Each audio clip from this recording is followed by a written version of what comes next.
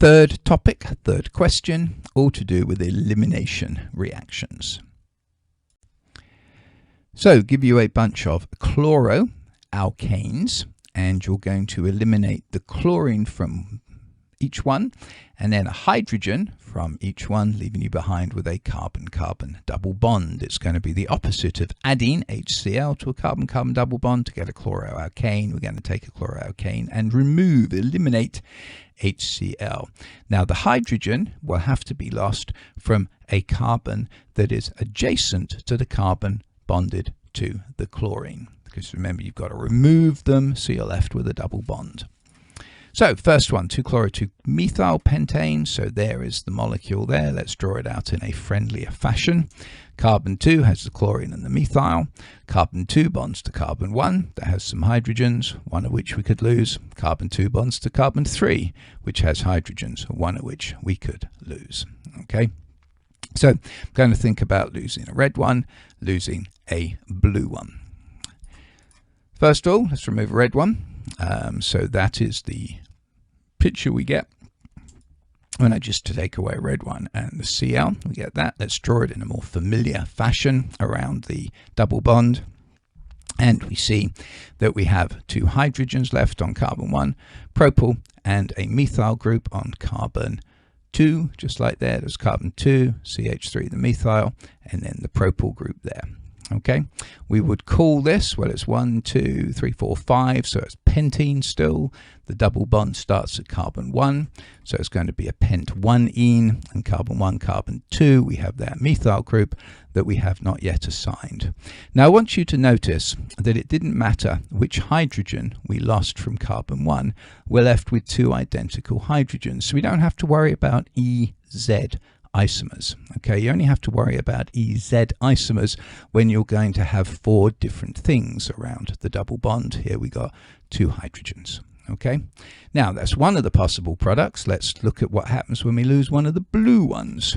So there we are, take away chlorine, take away the blue hydrogen. This is what we got left. Draw it in a more familiar fashion. Again, we don't have to worry about which blue hydrogen we took away, because whichever blue hydrogen we take away, carbon 2 is going to have a CH3 and a CH3 on it. So carbon 2's got two methyls on it. So therefore, we do not have to worry about EZ because we've got a carbon that has two of the same. Naming it 1, 2, 3, 4, 5. So it's still a pentene. Double bond starts at carbon 1, carbon 2, so it's pent-2-ene. And of course, when we take away 1, 2, 3, 4, 5, we still got that methyl left. So 2-methyl pent-2-ene. By the way, I misspoke back here. I said double bond has to have four different things on it. That is, of course, not right. Each carbon has to have two different things, okay, in order to have an EZ possibility. Excuse that. Now, I've met an organic teacher who said you can always predict the products just looking at the names. Well, I don't want you to do that, but once you've finished, I want you to have a look and see how the names of the products relate to the names of the first one. You're obviously going to lose the 2-chloro, so you don't expect to see the 2-chloro there. But do you have the right number of carbons left? Well, we had a methyl and a pentane, so that's 6 carbons. We've still got a methyl and a pentene, so there's still 6 carbons. Does it make sense where the double bonds are, carbon 1 and carbon 2? Yes, associated with losing from hydrogen from carbon 1 or from carbon 3. Okay, so check the names, but make sure, don't think you can predict them from that. Anyway, next one. Oh, excuse me. You also have to worry about which is more stable. Well, to predict the stability, you look at how many groups there are around the double bond. Here we got 2 groups and 2 hydrogens. Here we got 1, 2, 3 groups. So therefore, this one has got 3 substituents. It is the more stable. Moving on to 3-chloro-3-ethyl pentane. That's the structure. Let's draw it out more nicely. Chlorine on carbon 3. Also got the ethyl group on carbon 3. 3-chloro-3-ethyl. So we've got to worry about the hydrogens on carbon 2 in red, the hydrogens on carbon 4 in blue. Okay. Take away a red one. So red one, that's a Cl, we get that. draw it out more nicely, and it looks like this. So carbon 2 has a hydrogen and a methyl group on it. There we are. Carbon 3 has an ethyl, and what is effectively an ethyl here? CH2CH3, so it has 2 ethyls. Don't therefore have to worry about EZ, because these 2 ethyls on the same carbon remove that possibility. Moving a blue one now, so then the chlorine and the hydrogen, the blue hydrogen there from 3 and 4. Let's see what we've got left. Draw it out nicely. Carbon 3 has an ethyl and an ethyl, CH2CH3. Carbon 4 has an H and a methyl. Now notice this one, they're actually the same product. Doesn't matter which of those hydrogens you remove, they're actually 4 identical hydrogens, because either way you end up with 3 ethyl pent-2ene. Let's again count it out. Here we got carbon 1, carbon 2, 3, and then say 4, 5. So it starts at carbon 2, and then you got an ethyl group at carbon 3. So again, match it up there. You still got your ethyl pentane, 3 ethyl pentane. Now it's pent-2ene. Now this one here looks different, but just start counting from the other end. Carbon 1, carbon 2. So there we are. Double bond starts at carbon 2, carbon 3. Got an ethyl group, whichever way we go. Carbon 4, carbon 5. Okay, so this particular case here, 4 identical hydrogens attached to carbon 3, and indeed there's actually 6 identical ones, because if you think about it, I could have also used the ones on this ethyl group. Okay, because this is a beautifully symmetrical molecule, even though it doesn't look like it, only one possible product. Part C, getting into the meaty ones. 3-chloro 2-methyl pentane. So you can see the pentane there, 1, 2, 3, 4, 5. That's sort of elongated M, methyl of number 2, chlorine of number 3. Draw it out more nicely. And now, so we see there's carbon 3 that has the chlorine.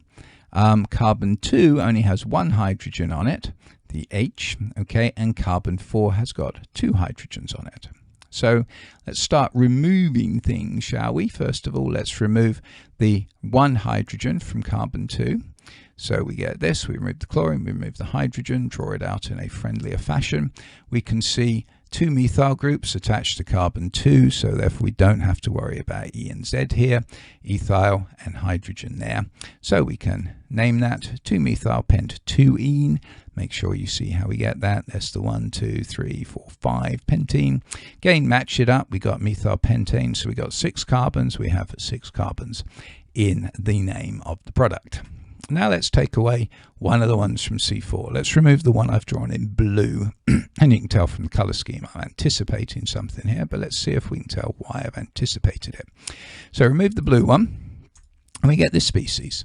We've got, here's carbon 3, right, that's attached to its hydrogen, and now carbon 3 goes to carbon 2 that's got 2 methyls on it. That's an isopropyl group, for those of you following my use of the old-fashioned names, which are allowed in IUPAC naming.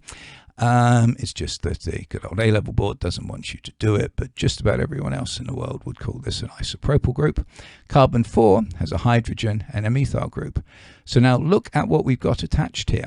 We've got 2 different things on one carbon, carbon 3, 2 different things on another carbon, carbon 4. This gives us an EZ possibility. Okay, so in this case, we not only have to worry about which isomer this is, but we also have to remove the other hydrogen and see what we get. So in this case, I removed the blue. So in a minute, we'll go back and remove the pink. But anyway, let's name this, shall we? On carbon, left-hand carbon, that's carbon 3, we've got isopropyl and hydrogen. Obviously, the isopropyl is the top priority. Carbon 4, methyl and hydrogen. Methyl is better than hydrogen. Not better than much else, but it is better than hydrogen. So both of our high priorities are on the same side, so that makes it Z. Now, the rest of the name of it, carbon 1, carbon 2, carbon 3, carbon 4, carbon 5, or looking at it here, carbon 1, carbon 2, carbon 3, carbon 4, carbon 5. So therefore, it's going to be pentene, starts at carbon 2, 3, forgot a methyl group on carbon 4. So Z for methyl pent-2ene. Now let's remove, instead of removing the blue one, we'll remove the pink one. Draw that out nicer, okay, and again you've got the isopropyl and the hydrogen on carbon 3, hydrogen and methyl on carbon 4, but now they're the opposite sides of the double bond, so in this case we will have made the E for methyl pent-2ene, Okay. Hopefully that made sense to you all, matching up how I've drawn it. I have taken some liberties in how I'm thinking about taking these off, but hopefully it makes sense to you how I've done it. Take off the blue one here. Well, now the methyl is on the top there of the double bond and the hydrogen on the bottom. Take off the pink. Well, now the hydrogen is at the top of the double bond and the CH3 is at the bottom. So anyway, 3 possible products from this, which is the most stable, while the most substituted one is always going to be the best. We got 1, 2, 3 here, only 2 there and there, so therefore the 2-methyl pent 2-ene is the more substituted. D, 2-chloro-4-methyl pentane, there it is drawn out with the elongated M for the pentane and then the 2-chloro-4-methyl. This is, again, what it looks like expanded out. Carbon 2's got the interesting bit. Carbon 1's got 3 hydrogens. Carbon 3's got 2 hydrogens on it. Okay, and again, you might see I've drawn them in different colors. That's because I'm anticipating, because what I'll see is that when I've lost one of the carbon 3 hydrogens, carbon 2 will have a hydrogen and a methyl group left on it. So 2 different things. And then I'll also see carbon 3 would have a hydrogen and isopropyl, 2 different things. So I'm anticipating EZ when I look at carbon 3. First we'll remove one of the ones from carbon 1. Not really an issue there at all. And so we've got 2 hydrogens, 2 hydrogens. Carbon 2 has a hydrogen, and this species, which is just a carbon going to an isopropyl, which actually makes this an isobutyl group. Again, if we just look at it, it's that CH3 IBR, or looking at it here. Okay, our double bond is there, and so this is the group here. That group is a isobutyl. So 4-methyl pent 1-ene. Over here, now let's remove the blue one. So if we remove the blue one, the isopropyl goes to the top, but the H is at the bottom. So that's what we draw on there. Draw it out in a more familiar fashion. Again, methyl better than hydrogen, isopropyl better than hydrogen. So we get that same 4-methyl pent 2-ene. This is the Z version, and then remove the pink one. We get the E version, E4-methyl pent 2-ene. Which is more stable? Well, over here we just got 1 substituent on the double bond. Here we've got 2 of them. But if you remember, trans better than cis, E better than Z. Last one, 2-chloro-3-ethyl pentene. This is one of my favorite arrangements of substituents because it looks like an insect crawling along, a kind of stick insect there crawling along, if you can see it.